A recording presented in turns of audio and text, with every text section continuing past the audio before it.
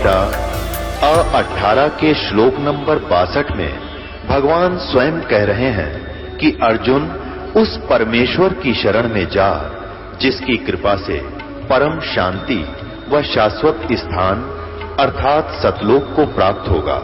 वो परमेश्वर कौन है, कहां है, कैसा है, जानने के लिए कृपया अवश्य सुनिए जगत गुरु तत्वदर्शी संत रामपाल जी महाराज के अमृत वचन। अरस कुरस पर अल्लाह तकत है खालिक बिन नहीं खाली, वो पैगंबर पाक पुरुष थे साहिब की अब्दाली। अब उसी दृष्टिकोण से कह रहे हैं कि तुम कौन सी किताब में लिखा जो तुम ये जुल्म कर रहे हो, क्योंकि परमात्मा ने जो आदेश देना था पवित्र बाइबल में उत्पत्ति ग्रंथ में 6 दिन में सृष्टि रची, 7वें दिन वो जो कहना था, सुनना था, आदेश देना था, विधान बताना था, वो बताकर चले गए। उसके बाद अब ये कुरान शरीफ के अंदर आप पढ़िएगा लगभग 60% विवरण पवित्र बाइबल वाला है। और ये आदम जी को अपना आदि पुरुष मानते हैं, दोनों धर्म, ईसाई और मुसलमान धर्म के अनुयायी। तो बाबा आदम जो है और उसी का विवरण है वहाँ पर पवित्र बाइबल में। और परमात्मा ने जो आदेश दिया था कि कोई किसी ने मांस नहीं खाना, ये आहार है तुम्हारा, बीजदार पौधे जैसे गेहूँ, चना, ज्वार, बाजरा, ये जो कुछ भी है, और बाकी काजू, किस्मत, सेब, संतरे, ऐसे मोहन मेवा दे रखी भगवान ने, फिर अड़ंगा खावें।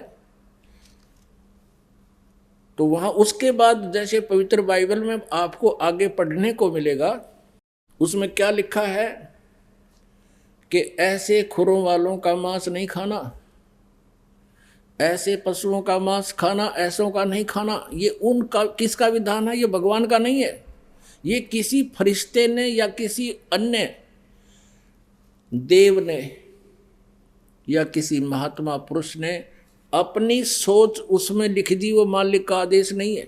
और यदि उस परमात्मा के विधान को ना मानकर हम किसी अन्य देव या फरिश्ते का आदेश पालन करते हैं तो भगवान के विधान को हम तोड़ रहे हैं। जैसे एक थानेदार से मित्रता थी किसी व्यक्ति की, उसने अपने थानेदार मित्र से कहा कि मेरा गवांडी, मेरा पड़ोसी मुझे बहुत परेशान करता है और मैंने सब तरह से उससे प्रार्थना कर ली, मान नहीं रहा, कोई यत्न करो।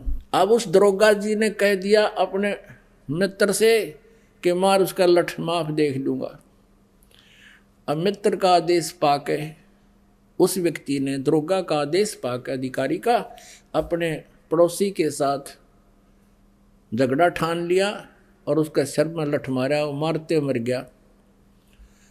अब राजा का विधान था कि कोई किसी की मृत्यु हत्या करेगा तो उसको सजाए मौत मिलेगी। अब उस नालायक ने एक अधिकारी की आज्ञा का पालन करके राजा का विधान भंग कर दिया, जिस कारण से उसको सजाए मौत होगी, उसकी भी फांसी लगी।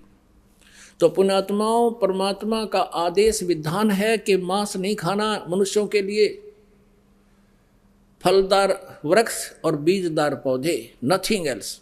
और फिर आगे चल के किसी फरिश्ते ने, जैसे आपने देखा ये पवित्र बाइबल में ऐसा प्रमाण है कि कोई फरिश्ते आकर के किसी में बोलते हैं ऐसे ऐसे बकरा भेंट चढ़ा दो। जैसे आपने देखा होगा हिंदू धर्म में कोई भूत बोला किसी में, मैं भैरव हूँ, बकरा चढ़ाओ, दारू पीऊँगा। अब बेटी के बाप तू बड़ा हलवा खा ले, फिर वो डरते उसको बकरा भी कट बनावे और उस नवकम्यता शराब भी पिलावें, और फिर भी वो दुमस्ता रहे वो, क्योंकि सत भक्ति और भगवान की दया बिना ये आपत्ति टला नहीं करती, दूने पाप बढ़वावे हैं। तो वो आदेश यदि पवित्र बाइबल में ऐसा है, कहीं लिखा है, तो परमात्मा का आदेश नहीं, किसी थानेदार का आदेश है, और उसका पालन करने से आप दोषी हो गए, आपको सजा मिलेगी, ये छूना भी नहीं। सुन का जी राजी नहीं आप अलह खुदा, गरीब दास किस हुक्म से तन पकड़ पछाड़ी गाय। अब कबीर साहब की महिमा को गरीब दास जी सुना रहे हैं और बता रहे कबीर साहब की और उन काजियों की वार्ता। परमात्मा कबीर जी कह रहे हैं कि एक काजी तेने किसके आदेश से गाय मार दी, कत्ल कर दिया इसका। और फिर बताते हैं ये गऊ क्या है। गऊ हमारी मात है, पीवत जिसका दूध, गरीबदास का जी कुटिल तन कत्ल किया औजूद। अब जिसका हम दूध पीते हैं उसको माँ की दृष्टि से देखते हैं। पहले गाय ही होती थी अपने भारतवर्ष में, भैंस नहीं थी। अब गऊ भी माता है और भैंस का दूध पीवांगे तो भैंस भी माता है, और बकरी का दूध पीवांगे तो बकरी भी माता है, यानी आदरणीय है वो। फिर उनका मांस खावें तो क्या कहते हैं, गऊ हमारी माता है, पीवत जिसका दूध, गरीबदास का जी ही कुटिल तन कत्ल किया औजूद। गऊ अपनी अम्मा है, तापर छुरी निभा, गरीबदास घी दूध को ये सब ही आत्म खावे। अब परमात्मा परमेश्वर कबीर जी कितनी यानी हमारे हित की बात कहा करते थे, लेकिन वो स्वार्थी व्यक्ति परमात्मा के शत्रु बनते चले गए। कि गऊ अपनी अम्मा है, इस पर छुरी न बाह। और कबीर साहब कहते हैं कि गरीबदास इस घी दूध को सब ही आत्म खा, यानी गऊ ना तो हिंदू को बना करती दूध पीते ना मुसलमान को, और कहते फिर इसका मांस खाते हो। अब एक गाय लगभग 6-7 बार बच्चा देती है और लगभग 10 वर्ष तक या 8-7 वर्ष तक वो दूध पिलाती है आपको। आप उसका दूध पियो और मांस तो एक बार खा के तुमने फारिग कर दिया और पाप के बागी बन गए। आपका भी पेट भरा, आपके बच्चों का भी पेट भरा है, और बिना ज्ञान के तुम पाप के भागी होते हो, गऊ का मांस खाते हो। काजियो, ये तुम्हारा प्रोसीजर अच्छा नहीं है, तुम गलत कर रहे हो, भगवान के दोषी बन और बना रहे हो। अब क्या बताते हैं, ऐसा खाना खाइए माता के नहीं पीड़ी, गरीबदास दरगह सर तेरे गढ़ में पड़े जंजीरी। काजी पटक कुराने को उठ गए सिर पीटे, गरीबदास जो ला कही ये बानी अकल अधीठ। अब जैसे ज्ञान चर्चा होती थी, परमात्मा उनको ये नसीहत दिया करते थे, उनको शिक्षा दिया करते थे, तुम ऐसा मत करो, तुम पाप के भागी हो रहे हो। कहते हैं वह काजी और मुल्ला उनके साथ इतना, क्योंकि वहाँ बैठे उपस्थित लोग तो इस बात से सहमत होते थे कि कबीर जी ठीक कह रहे हैं, और उनकी मिट्टी पलीत हुई थी, तो कहते वहीं पर कुरान शरीफ भी छोड़ गए और चले गए, कहने लगे हम राजा को शिकायत करेंगे, इसकी नकम्मा आदमी है। और क्या बोले, जुल्हा दीन बिगाड़िया काजी आए फेरे, गरीबदास मुल्ला मुर्ग अपनी अपनी बेरे। अब काजी मुल्ला उठ कर चले गए, गोष्ठी हो रही थी, सैकड़ों की संख्या भगत मुसलमान और हिंदू उपस्थित थे, तो काजी मुल्ला उठ कर चले गए, उनको फेर लाए पकड़ के कि जाओ ना बैठो, चर्चा तो करो। फिर बैठ गए। अब परमात्मा क्या बताते हैं, मुर्गे से मुल्ला बनो तुम मुल्ला फिर मुर्ग, गरीबदास दो जग धसोगे तुम न पावे नहीं स्वर्ग। अब क्या बताते थे कि परमात्मा का विधान है, आज मुर्गे को तुम काट रहे हो, बकरी गाय को काट रहे हो, अगले जन्म में काजी तू तो मुर्गा होगा, मुर्गा और मुर्गा बनेगा काजी, ये तेरी गर्दन काटेगा, ये तुम्हारा टिट फॉर टेट सदा बना रहेगा। तो ऐसा जुर्म ना करके तेरे को आगे फिर ये मुर्गा बनकर शीश देना पड़ेगा इसको।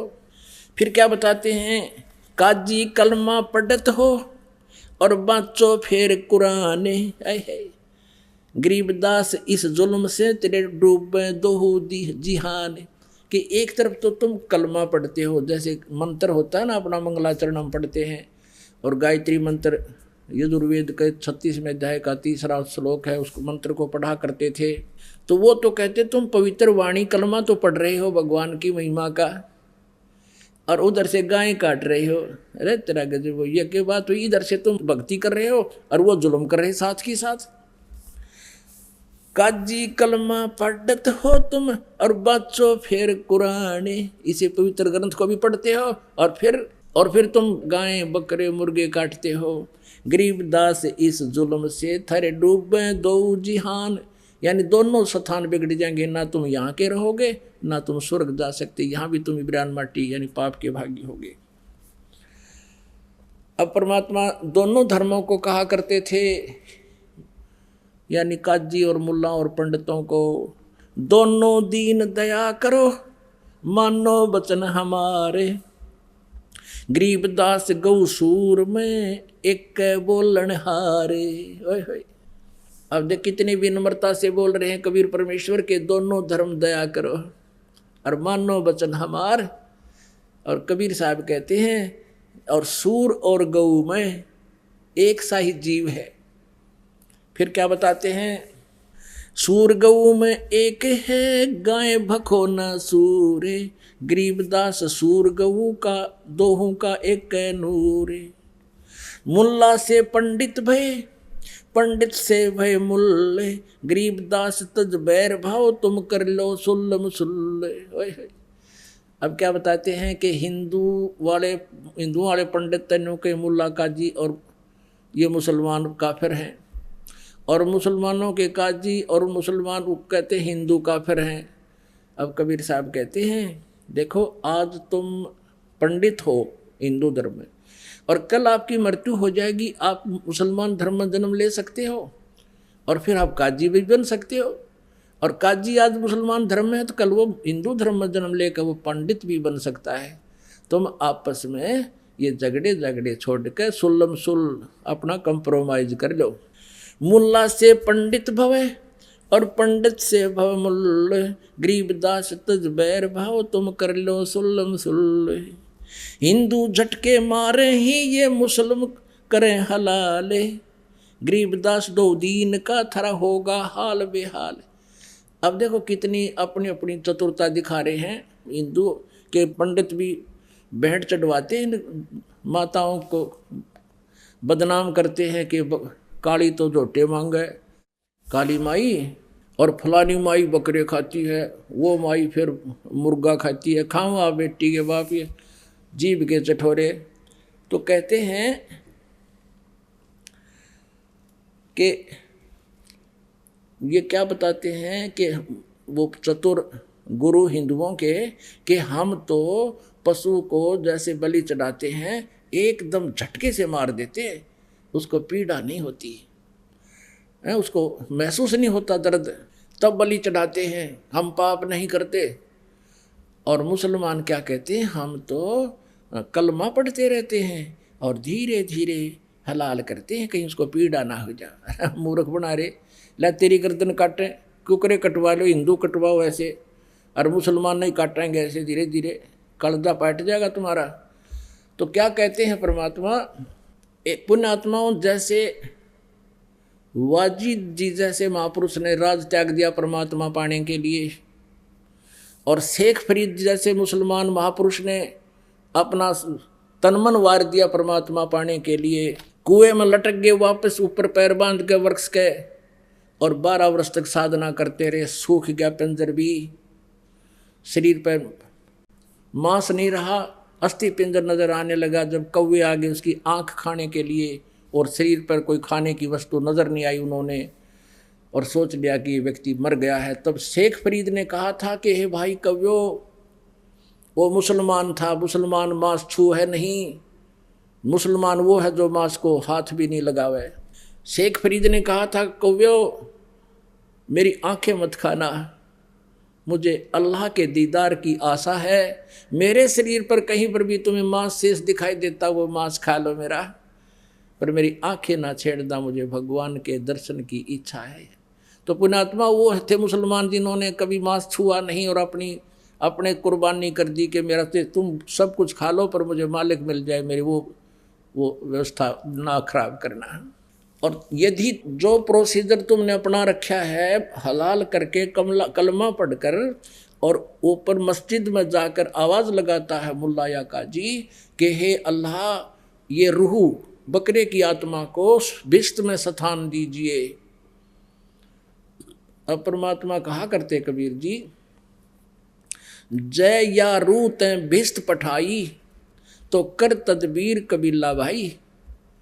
कबीर परमात्मा उन काजी और मुल्ला को कहा करते थे, यदि तू अपने इस प्रोसीजर को, इस वे ऑफ वर्शिप को स्वर्ग जाने की मानता है, तुझे कॉन्फिडेंस है, तो अपने परिवार को भेज, उसको कर हलाल सबको, और आदेश दे भगवान को कि इसको स्वर्ग में रखना, मेरे परिवार आ रहा है।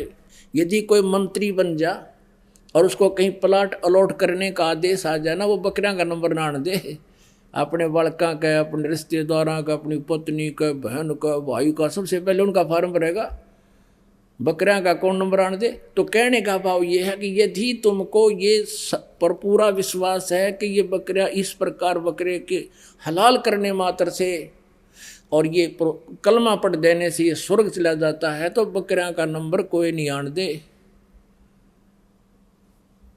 तो परमात्मा की इन खरी खरी बातों से, सच्चाई से वो सारे चंगर गए, क्योंकि राज तजना सहज है और सहज त्रिया का ने, और मान बढ़ाई ईर्षा ये दुर्लभ तजना है, और ये तजे बिना भगवान नहीं मिल सकता।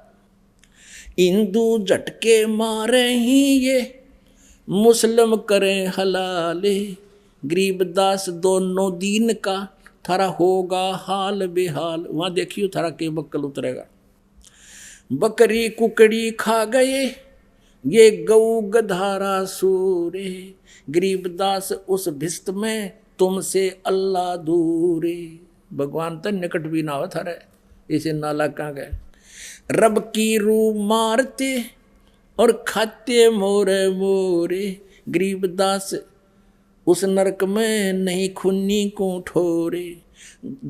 घोड़े ऊंट अटक नहीं ये तीतर क्या खरगोश, गरीबदास इसे कुकर्मी से अल्लाह है सो को से।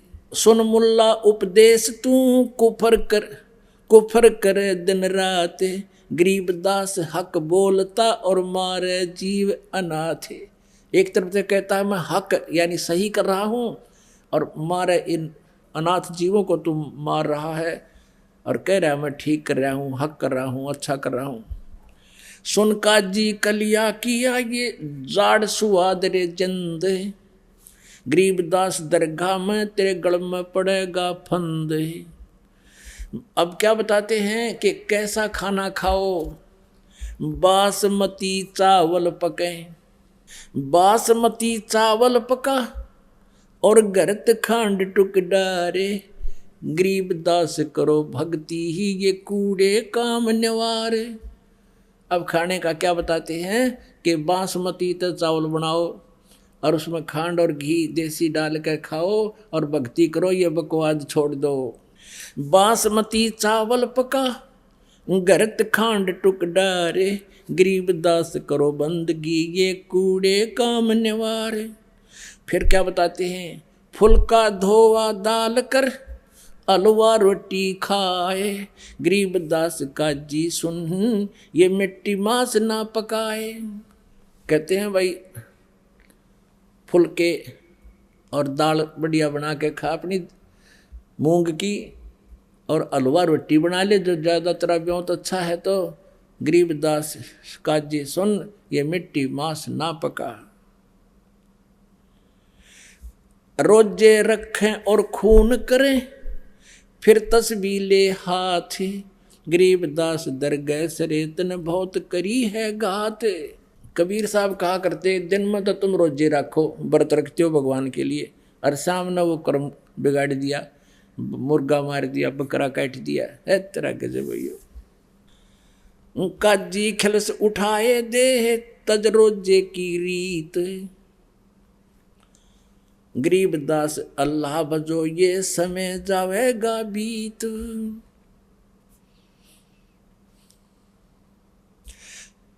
काजी राजी क्यों हुआ जो हती अल्लाह की रूह, गरीबदास छूटे नहीं ये लेखा दूबर दूर। अब इस प्रकार के विचार परमात्मा उनके हित में ही दिया करते थे काजी मुल्ला और पंडितों को, लेकिन परमात्मा की वाणी है कि कहें साची माने बुरी यही परीक्षा नीच, कि उनके भले की कहें भली वो माने बुरी यही परीक्षा नीच। अब परमात्मा के तो हिंदू भी उसी के बच्चे हैं और मुसलमान भी उसी की आत्मा है। अब वो तो उनको पता है परमेश्वर को कि ये काल के द्वारा प्रेरित हैं और काल चाहता है इनके इतने कर्म बिगड़वा दूं, इनको फिर नरक में ठोक दूं, गणे जनते इनकी आंखें ना खुलें, या फिर गधे कुत्ते बना कर छोड़ दूं, कहीं इनको परमात्मा का पता ना लग जाए, सच्चाई का ज्ञान ना हो जाए। अब काल प्रेरणा से काजी और मुल्ला चिंगर गए, बिगड़ गए और बहुत बड़ा बुरा माना, भगवान के साथ बहुत बदतमीजियाँ की। अंत में क्या हुआ, एक बार सिकंदर लोधी चला गया काशी में, क्योंकि वो सिकंदर लोधी दिल्ली का बादशाह था और वहाँ काशी का जो नरेश था, राजा था, वो वीरदेव सिंह बघेला। वीर सिंह बघेला कबीर परमेश्वर जी की शक्ति और ज्ञान से परिचित होकर के, उनकी महिमा से परिचित होकर के उनका शिष्य हो गया था। अब वो पंडित और काजी इसलिए वो शांत थे, वहाँ चुप बैठे रहते थे, कबीर जी के साथ तो खसते रहते थे, लेकिन राजा के पास नहीं जाते थे शिकायत करने कि वो तो इनका शिष्य है। एक बार सिकंदर लोधी दिल्ली का बादशाह, उसके अंतर्गत सभी छोटे नरेश आते थे, वो पहुँच गया काशी में और लग गया दाव इन नकलियों का। अब वो काजी और मुल्ला हजारों की संख्या में इकट्ठे होकर पहुँच गए राजा सिकंदर लोधी के पास। सिकंदर लोधी ने कारण पूछा कि आज कैसे इतने समूह इकट्ठा होकर आया है, क्या आपत्ति है आपको, बताइए। उन्होंने क्या बताया, उन्होंने क्या बताया कि एक हिंदू कबीर नाम का है और उसने हमारे इन मुसलमान धर्म की बेइज्जती कर दी।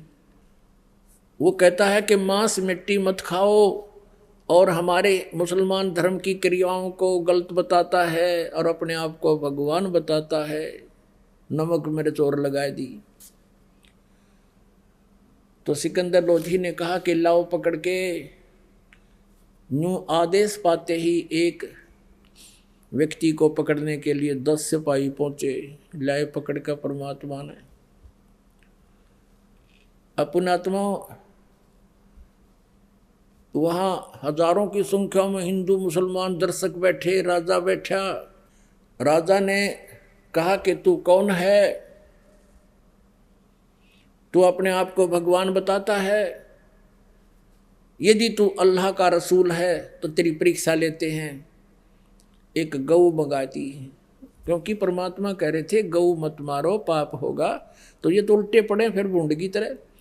तो गऊ मंगाई और कहा कि इसको हम कत्ल करते हैं तेरे सामने और तू जीवित कर देना कबीर, अगर तू अल्लाह है या उसका रसूल है। हमारे अल्लाह हजरत मोहम्मद ने गाय को मार कर जीवित कर दिया था।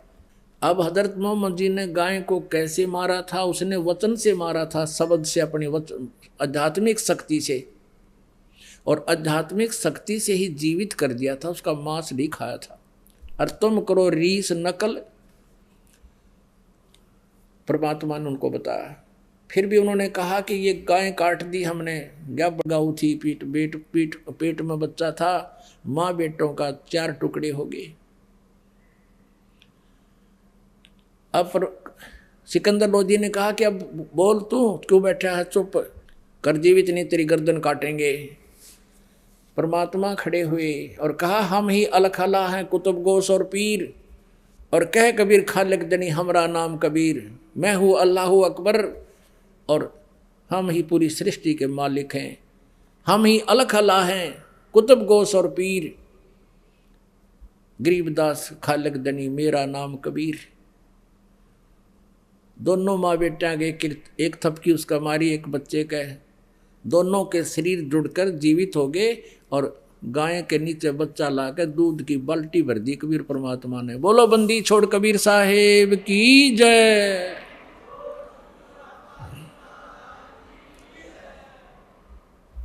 तो पुणात्माओं, ये परमात्मा है। मूर्ख मनवा काल की चिंता क्यों सताती है, सतगुरु अपना साथी है। और बताएंगे सामने। बोलो सतगुरुदेव की जय हो। परम पिता परमात्मा पूर्ण ब्रह्म सारी सृष्टि के रचनहार,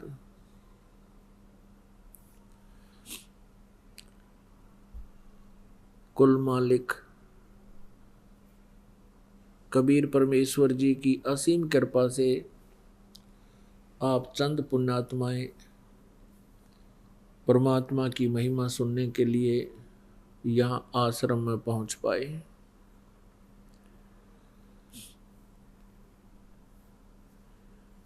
पुण्यात्माओं, सत्संग में आने से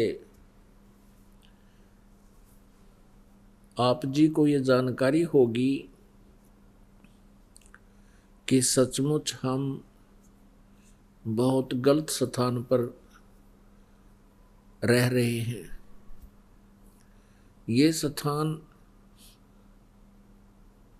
केवल यातना देने के लिए इस काल भगवान ने बना रखा है। जैसे कैद होती है, जेल होती है, तो यहाँ प्राणी को कैसे इस पृथ्वी लोक पर यह भेजता है, और यहाँ परमात्मा की तरफ से कोई सुविधा नहीं है। यहाँ का जो भगवान है, यहाँ का जो स्वामी है, वो काल है, और जिसका नाम काल है तो उसमें रहम नहीं होता, उसमें दया नाम की चीज नहीं होती, जिसका नाम काल है।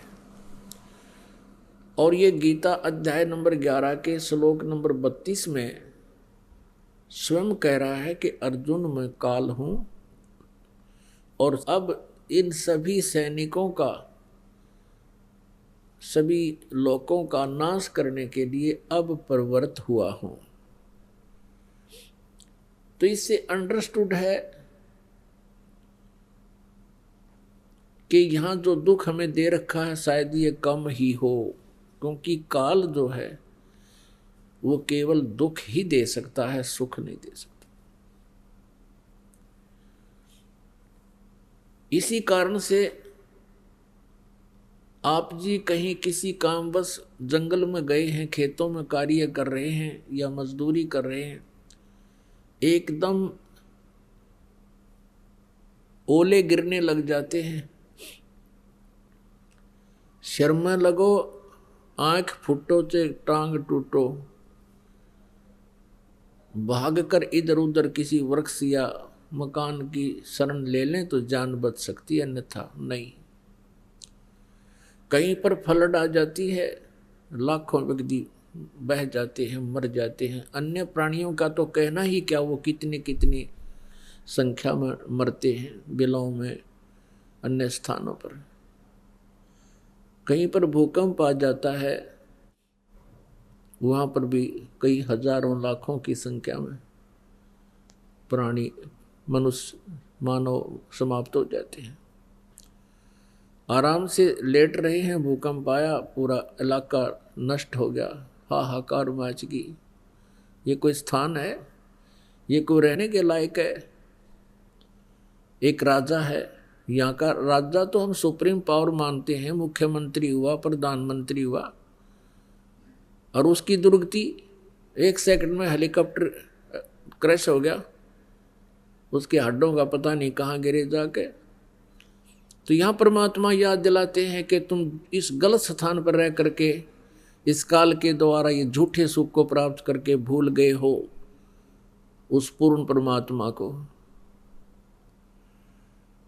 हमें याद दिलाते हैं परमेश्वर, कबीर कहाँ गर्बियो ये काल गह करके से, ना बेरा का मारेगा के घर के परदेशो। परमात्मा कहते हैं, ए भोले जीव, तू किस चीज पर अभिमान किए फिरता है? एक छोटी सी पोस्ट पा करके, एक छोटे से टुकड़े का मुखिया बनकर, राजा या मंत्री, प्रधानमंत्री बनकर तू कहाँ रह रहा है? ये काल गह करकेश, यानी तेरे बाल पकड़ेगा जब तेरी अंत समय आएगा। और वो अंत में ना जाने कहाँ आ जाएगा, घर भी आ सकता है और परदेश में तू गया है वहाँ भी आ जाएगा, तो वहीं तुझे मार डालेगा, छोड़ेगा नहीं। कहाँ जन्मे कहाँ पाले पोसे, खूब लड़ाए लाडे, ना जाने इस देह के है कहाँ खंडेंगे आड़े। पुण्यात्मा, परमात्मा की ये वाणी आप जी ने हृदय में धारनी पड़ेगी। और इस गंदे लोक में यदि तुम थोड़ा बहुत सहारा भी चाहते हो, सुख भी चाहते हो, प्रोटेक्शन भी चाहते हो कि ऐसी आपदाएं ना आवे हमारे ऊपर, तो इस परमेश्वर कबीर जी की शरण ही ग्रहण आपने करनी पड़ेगी। यदि पूरा विश्व आज इस परमेश्वर की शरण में आ जावे और ये दास जो नाम जाप और विधि और मर्यादा बता रहा है इसका पालन कर ले, पुनः फिर सतयुग जैसा माहौल शुरू हो जाएगा। सतयुग में क्या होता है कि बहुत लंबी आयु हो जाती है, क्योंकि अकाल मृत्यु नहीं हो सकती, ये काल फिर अटैक नहीं कर सकता, और आपस में बहुत ही अच्छा प्रेम बनेगा, या लूट खसोट रिश्वतखोरी हाहाकार मची है। इस माया ने सबको अंधा बना दिया है। ऐसे बड़े बड़े मंत्री और मुख्यमंत्री, प्रधानमंत्री तक के ऊपर ये भ्रष्टाचार के आरोप लगते हैं।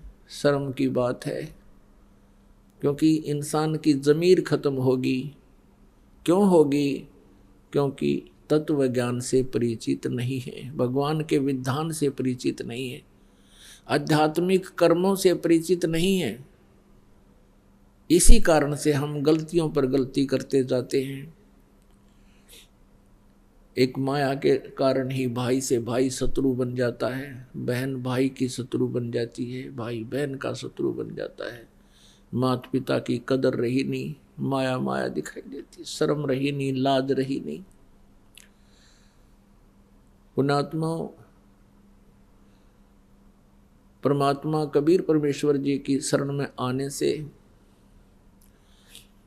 आप जी ये सोच भी नहीं सकते, हे परमात्मा हम पहले वही व्यवसाय था, वही हमारा जॉब था, वही नौकरी थी या कोई व्यवसाय था, और हम सारा दिन भटकते रहते थे, रात को भी नींद नहीं आती थी और ओवर टाइम भी करते थे, फिर भी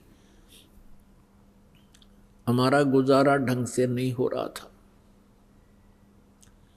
और टेंशन ग्रस्त रहते थे।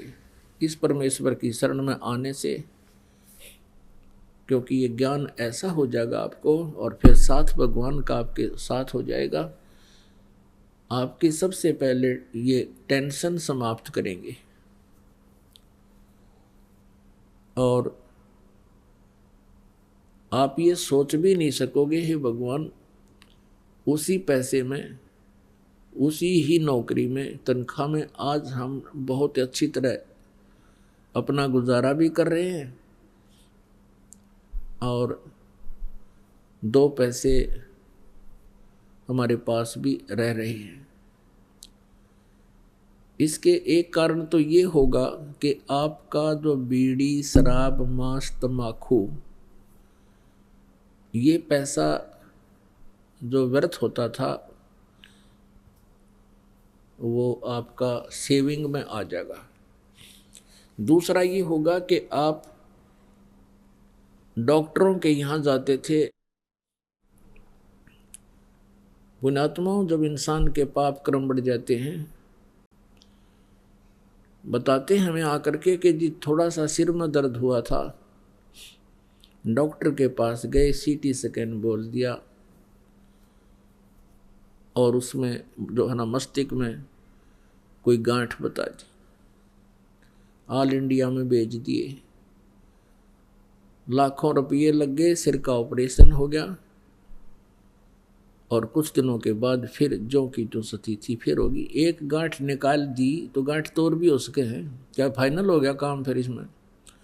तो कहने का भाव ये है कि जब इस परमेश्वर की शरण में आप आ जाओगे, वही बीमारियां, वही रोग जो लाखों रुपए में ठीक नहीं होते थे, आपके 10, 20, 50 रुपए की दवा में आराम होना शुरू हो जाएगा। बहाना करता है परमात्मा, थोड़ी बहुत औषधि भी लेता रहे और साथ में परमात्मा की भक्ति करे, फिर देखना कैसे होता। तो पुण्यात्माओं,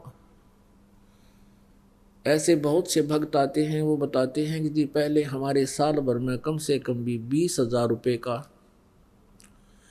मेडिकल का खर्चा होता था, डॉक्टरों का। और फिर वो बीड़ी बंडल वाले तक कहना कि शराब वाला, और बीड़ी का हिसाब लावा तो भी आदमी प्रतिदिन 10-12 रुपए की बीड़ी, और सिगरेट पीने वाला तो मेरे ख्याल में 50-100 रुपये की जो ना पी जाता है। तो महीने का हिसाब लावा तो 2-2.5 हज़ार रुपये ये खराब होते थे, ये बच जाते हैं। और फिर वो जो शराब पीता है उसका तो एस्टिमेटर नहीं लाया जा सकता, वो कितना नाश कर दे एक महीने में। तो परमात्मा की भक्ति में ये विकार नहीं चलते, ये आपने कंपलसरी त्यागने पड़ेंगे यदि आप परमात्मा चाहते हो और सुख चाहते हो इस लोक में भी, और फिर आपके घर में बरकत दिखाएंगे। क्योंकि हम परमात्मा की महिमा से परिचित नहीं है, हम नियत खराब करके अपने में घने समझदार बनकर और क्लेवर बनकर भगवान के लाभ को प्राप्त नहीं कर पाते हैं। उपदेश लेने के बाद भी हम अपनी चतुरता नहीं त्यागते हैं, अपनी सोच से ही, हम अपनी अटकलों से ही भगवान के विधान को भी रिजेक्ट करते रहते हैं, तो परमात्मा मदद नहीं करेगा। परमात्मा का नाम उपदेश लेने के बाद आपके अगम मगरम सब समाप्त हो जानी चाहिए। ब्लाइंड फेथ करना पड़ता है प्रभु पर, और भक्त हमेशा ही ब्लाइंड फेथ करते आए हैं परमात्मा पर, यानी पूर्ण विश्वास। जिसको अंधविश्वास कहें तो अच्छा नहीं लगेगा, पूर्ण विश्वास। अंधविश्वास कैसे करते थे कि जो गुरुजी ने बता दिया, संत ने बता दिया, हमने उसको सिरोधार्य कर लिया। हम ब्लाइंड फेथ करते थे, आंख मीच के विश्वास करते थे ऋषि और गुरुओं पर कि ये बड़े विद्वान पुरुष हैं, इन्होंने परमात्मा को जाना है, देखा है, पहचाना है, जिस कारण से ये, क्योंकि ये संस्कृत भी जानते हैं और वेदों और पुराणों और गीता जी का ये रेफरेंस भी दे रहे हैं और संस्कृत साथ में बोलते भी हैं, तो हमारा डाउट खत्म हो गया था कि ये कुछ ना जानते। और जिस कारण से आज तक कोई भी संत रूप में पनप गया, ये श्रद्धालु उसके पास ऐसे चिपक जाते हैं जैसे दीपक के चारों ओर ये पतंग मंडराते हैं और जलकर मर जाते हैं। तो इसी प्रकार नकली गुरुओं के पास जो प्राणी जाते हैं वो ऐसे अपना जीवन नष्ट कर देते हैं जैसे दीपक के पास पतंग जा करके नष्ट हो जाते हैं। उनका स्वभाव है, ऐसे श्रद्धालुओं का स्वभाव है कि वो गुरु और संत पर पूर्ण विश्वास किया करते हैं, और उस स्वभाव का दुरुपयोग कर लिया इन नकली गुरु, ऋषि और मंडलेश्वरों ने। पूरे समाज को परमात्मा से कोसों दूर कर दिया। परमेश्वर आए थे कबीर जी, उन्होंने ये ज्ञान दिया था जो आज दास आपके रूबरू करा रहा है और साथ में प्रमाण दिखा रहा है अपने ही पवित्र सदग्रंथों में। जैसा कल की रात्रि में आपने परमात्मा के साकार और निराकार के ऊपर जो वचन सुने थे, उसके साथ साथ सदग्रंथों को आपने स्वयं भी प्रोजेक्टर के माध्यम से देखा। तो अब क्या कहें उन संतों को, ऋषियों को? क्या वो विद्वान थे? नहीं, वो तो अंधे थे। उनको मोतियाबिंद हो चुका था। मोतियाबिंद जिसकी आंखों में हो जाता है, उसकी आंखें पूर्ण रूप से स्वस्थ दिखाई देती हैं, लेकिन उसको दिखता कति नहीं, वो नपट अंधा होता है। इसी प्रकार ये संस्कृत के जानने वाले महाविद्वान, महर्षि, मंडलेश्वर, गुरु, ब्राह्मण, पंडित कहलाते थे, इनको अपने सदग्रंथों का कै ख का भी ज्ञान नहीं था। और इसी प्रकार ये सतलोक और सचखंड की महिमा गाने वाले ये पंथ नकली, राधा स्वामी पंथ, धन धन सतगुरु पंथ, यो जय गुरुदेव पंथ, ये जितने भी संत ऋषि हुए हैं इस मार्ग में, ये सब बिल्कुल तत्व ज्ञानहीन और अज्ञानी थे। करोड़ों श्रद्धालुओं को इन्होंने मिसगाइड कर दिया, और ऐसा कर दिया अब सुनने को भी तैयार नहीं है, क्योंकि उनको वो महर्षि और परम संत परम धनी माना करते थे। उसके विषय में परमेश्वर ने कहा है, मोती मुक्ता दर्शत नाही, ये जग है सब अंदरे, दिखत के तो नैन चश्म, इनके फेरा मोतिया बंदरे, मन माणिक लहर समंदरे, मोर जीवा नग सीप न सायर, वो निर्मल आनंद कंदरे। क्या बताते हैं कि मोती मुक्ता दर्शत नाही, ये जग है सब अंदरे, और दिखत के तो नैन चश्म, इनका फेरा मोतिया बंदरे। अब ये इनको मोक्ष मार्ग, पूर्ण मोक्ष मार्ग का ज्ञान नहीं था, तत्व ज्ञान नहीं था, अपने सदग्रंथों से भी अपरिचित नहीं थे।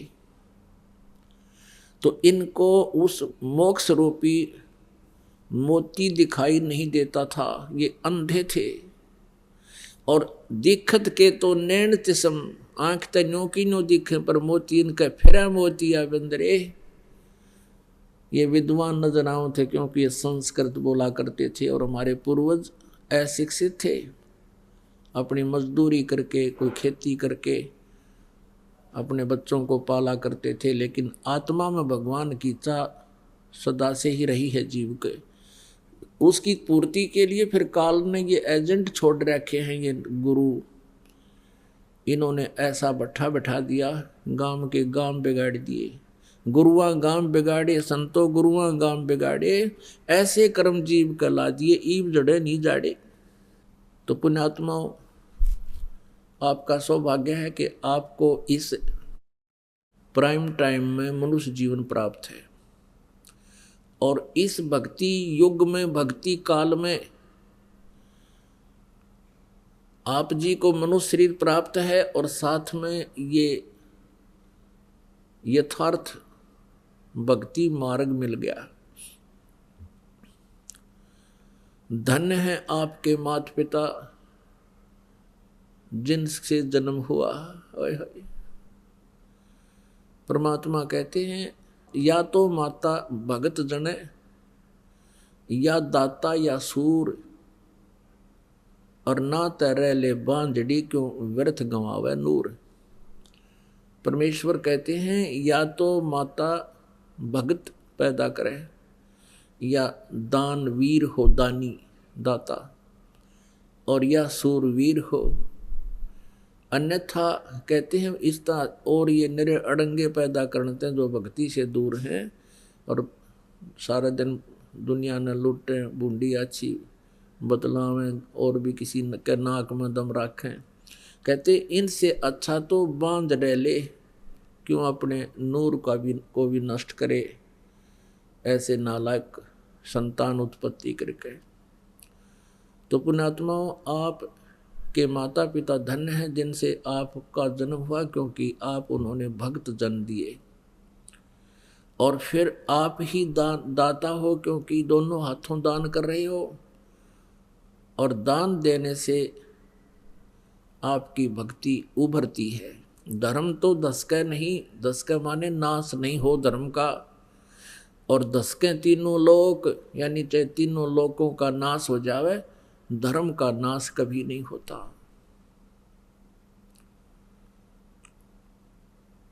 अब जैसे पुण्यात्माओं, सूरवीर भी भक्त ही होता है, भले ही वो वर्तमान में भक्ति नहीं कर रहा होता, उसके पिछले संस्कार सूरवीर के भक्त ही के होते हैं। जैसे प्रहलाद था सूरवीर, बिना हथियार का सूरवीर था।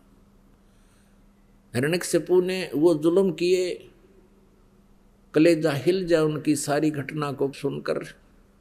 लेकिन भक्त ने भगवान पर विश्वास किया और सूरवीर की तरह खड़े रहे कि कर ले पिताजी जो आपने करना है, लेकिन भगवान से दूर नहीं हो सकते।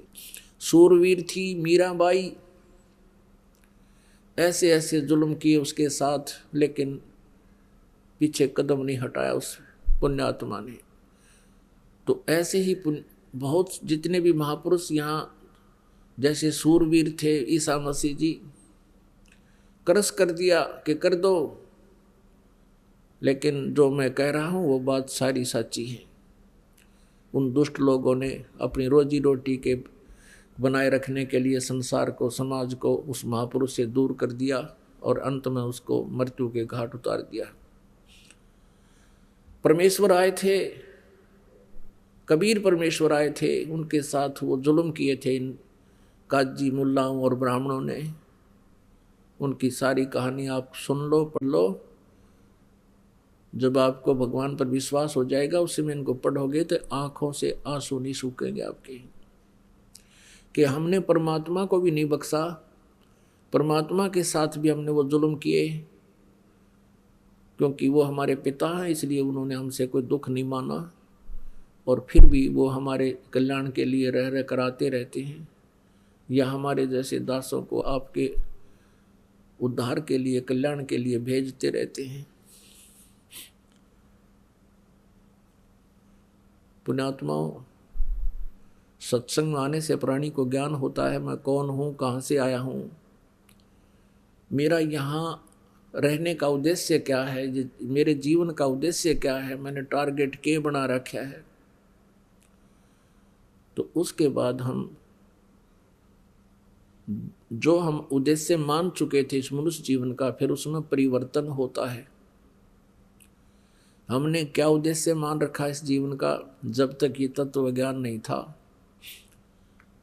जैसे बच्चा स्कूल जाता है, विद्यालय में जाता है, उसका टारगेट होता है मैं अच्छी शिक्षा प्राप्त करूं, या तो बड़ा अफसर लग जाऊं, या फिर कोई अच्छा धन कमाऊं, या डॉक्टर बन जाऊं। और डॉक्टर बनना या अच्छा अफसर बनना उद्देश्य क्या होता है कि घना धन कमाऊं और बड़ी कोठी बनाऊं, फिर ब्याह करवाऊं, फिर पुत्र पुत्री प्राप्त हो जाए, संतान हो जाए, उनकी परवरिश करूं, अच्छा पढ़ाऊं लिखाऊं, फिर उनका ब्याह कर दूं और फिर बेशक मर जाऊं। ये कोई टारगेट है इसका? क्या हमने ये सोच रखा ये सारे काम हो भी सकते हैं हमारे? क्या पता कब टिकट कट जाए। अब पुण्यात्मा, ये जीव परमात्मा के विधान से अपरिचित होकर के अपनी अटकल में घना उलझ गया। जब इसको आध्यात्मिक ज्ञान होगा, भक्ति मुक्ति के दाता सतगुरु भटकत प्राण फिरंदा, उस साहेब के हुक्म बिना नहीं तरवर पात हिलंदा। अपनात्मा, अब यहाँ कई प्रश्न करते हैं कि यदि भगवान के आदेश बिना पत्ता भी नहीं हिल सकता तो सब कुछ उसी के आदेश से ही तो हो रहा है, फिर भक्ति की क्या आवश्यकता है, क्या फिर सत्संग में जाने की आवश्यकता है? परमात्मा की वाणी को समझना बहुत ही कठिन है, क्योंकि ये वेदों से भी गूढ़ रहस्य युक्त है। अब यहाँ दो स्थिति हैं। एक तो इस ब्रह्म की जो काल है, जब तक हम काल की व्यवस्था में रहेंगे तो हम अपने प्रारब्ध को ही भोगेंगे, उसमें कोई परिवर्तन नहीं हो सकता। और जिस समय हम इस परम अक्षर ब्रह्म की शरण में आ जाएंगे, जो गीता जी अध्याय नंबर 18 के श्लोक नंबर 62 में कहा है गीता ज्ञानदाता ने कि अर्जुन तू सर्वभाव से उस परमेश्वर की शरण में जा जिसकी कृपा से तू परम शांति को और सनातन परम धाम को प्राप्त होगा। उस परमेश्वर की शरण में आने के उपरांत फिर उस परमात्मा के हुक्म बिना पत्ता नहीं हिला। लेकिन उस परमात्मा से लाभ लेने के लिए हमने जो मर्यादा है वो हमारी प्रॉपरली बनी रहे। उन मर्यादाओं के टूट जाने से तो फिर काल के हुक्म बिना पत्ता नहीं हिले, उसने जो करना है वो करना ही है। तो इस प्रकार जैसे आप जी परमात्मा से दूर रहकर प्रत्येक प्राणी नो सोचा है मैं अपने बेटे और बेटियों को इतनी अच्छी शिक्षा दे दूं कि ये टॉप में आवें प्रत्येक कक्षा में, और फिर ये बड़े IAS IPS या कोई डॉक्टर इंजीनियर बन जावें। अब पुण्यात्मा सभी इसी उद्देश्य से अपने बच्चों को शिक्षा दिलाते हैं। और कौन कितने क्या बनते हैं इधर आपका कभी ध्यान नहीं जाता, क्योंकि आप उस संसार के ही विचारों में ग्रस्त रहते हो। एक दूसरे से डिस्कस करके बस इतनी ही सोच लेते हो फलाने का लड़का डॉक्टर लग गया और उसने भाई 2 साल में कोठी बना ली, फलाने का लड़का इंजीनियर लग गया बस 3 साल हुए हैं भाई वहाँ कोठी गाड़ी दी, बढ़िया कार ले ली। यानी जितना वो लुटे खसोटे दुनिया में उतनी प्रेज होती है उसकी, और उसकी आगे फिर दुर्गति क्या होगी ये तत्व ज्ञान के इस जो है ना चश्मे से दिखाई देगी कि उसकी केबरन मिट्टी होगी। पुण्यात्माओं जिस भी प्राणी के भाग्य में जो लिखा उसको वही मिलेगा। कोई ये सोचे कि मेरे करने से मैं प्रयत्न करूंगा और तभी मुझे सब कुछ मिलेगा, यह भूल है। प्रयत्न तो प्राणी को करना ही पड़ेगा, लेकिन परमात्मा के बिना उसको कोई लाभ नहीं हो सकता। अब जैसे हमारे समाज में अब तो बहुत फर्क पड़ता जा रहा है, बुद्धिमान व्यक्ति हो गए हैं, बेटे और बेटी में विशेष अंतर नहीं रहा। और दूसरा कारण अब ये भी हो गया है कि लड़कियों की का अभाव हो गया है, ये आप अच्छी लगन लाएगी सबने। और एक विशेष व्यवस्था इस परमात्मा की कृपा से यहाँ इस आश्रम से एक विशेष व्यवस्था बनाई गई है कि जैसे हम पहले बेटी के विवाह में बहुत ज़्यादा ही दुखी हो जाया करते थे, ना जाने कितना दान करते थे फिर भी अगले का पेटा नहीं भरता था, ऐसी नीयत खराब हो गई थी। अब वो बिल्कुल समाप्त हो गई है कि लड़की का विवाह होगा हमने कुछ दान नहीं देना, और लड़के का विवाह होगा हमने 1 रुपया भी नहीं लेना, क्योंकि हम इस न्यू नहीं कोई एक वैसे फॉर्मलिटी है, या ये भगवान का विधान है कि हम एक दूसरे के कर्जे से मुक्त होना है। हम एक दूसरे का ले दे का यही फंसे रहते हैं। जैसे कोई आज किसी से धोखाधड़ी करके कोई 20-30 लाख रुपये, 50 लाख रुपये, 10 लाख रुपये, 2 लाख रुपये कोई ले लेता है, उसके हड़प जाता है, तो अगले जन्म में उसने देने पड़ेंगे और जमाई बन के लेगा। पहले जैसे क्या व्यवस्था थी कि जैसे आप देखा करते इन बड़े बड़े पैसे वालों को लड़की का विवाह होता था, दामाद को कार न्यारी देते थे, 2-3 लाख रुपए नगद दे देते थे, आगे कोठी बना देते थे। क्यों? वो पिछले जन्म में ले रहा था उसका, अब वो दामाद बन कर ले गया, लड़की भी ले गया और 10-20 लाख रुपये भी अपने पूरे कर लिए, और फिर मृत्यु को प्राप्त हो जाता है। एक बहुत बड़ा अधिकारी था, उसने अपनी लड़की का विवाह किया अपनी रिटायरमेंट से 6 महीने पहले, और उसको पता था कि मैं आमंत्रित करूंगा अपने अंडर जितने भी अन्य अधिकारी हैं वो आओगे, कोई 1 लाख लेकर आओगा, कोई 50,000, कोई 10,000 दिखा दिखा कर देगा, और ऐसा ही किया। फिर वो रिटायर हो गया। उस समय 3-4 लाख रुपये बेटी के ब्याह पर लगाए। ये सन 1988 की बात है, 89 की। उसमें 3-4 लाख तो आज के 30-40 लाख समझो।